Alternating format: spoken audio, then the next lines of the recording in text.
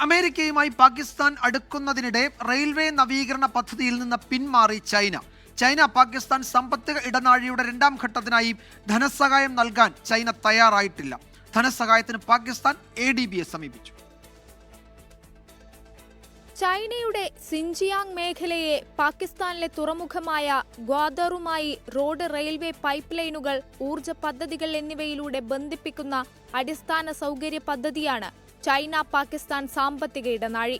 ചൈനയുടെ belt and road ഇനിഷ്യേറ്റീവിന്റെ നിർണായക ഭാഗമാണ് 3000 കിലോമീറ്ററോളം വരുന്ന $60 ബില്യൺ ഈ സാമ്പത്തിക ഇടനാഴി.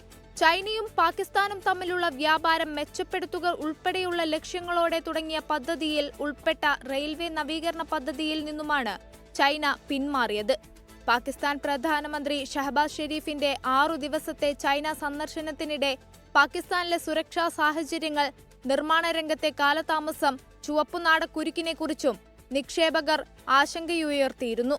പാകിസ്ഥാനുമായി അമേരിക്ക കൂടുതൽ അടുക്കുന്നതും സ്വന്തം സമ്പദ്വ്യവസ്ഥയുടെ സമ്മർദ്ദങ്ങളും ബലൂചിസ്ഥാനിലെ റെക്കോ ദിക്ക് സ്വർണ്ണ ചെമ്പ് ഖനിയിൽ അമേരിക്ക കണ്ണുവെക്കുന്നതും പദ്ധതിയിൽ നിന്നും പിന്മാറാൻ ചൈനയെ പ്രേരിപ്പിച്ചുവെന്നാണ് റിപ്പോർട്ടുകൾ. പദ്ധതിയുടെ രണ്ടാം ഘട്ടത്തിൽ $2 ബില്യൺ ധനസഹായത്തിനായി പാകിസ്ഥാൻ ഇപ്പോൾ ഏഷ്യൻ ഡെവലപ്മെന്റ് ബാങ്കിനെ സമീപിച്ചിരിക്കുകയാണ്. International desk 24.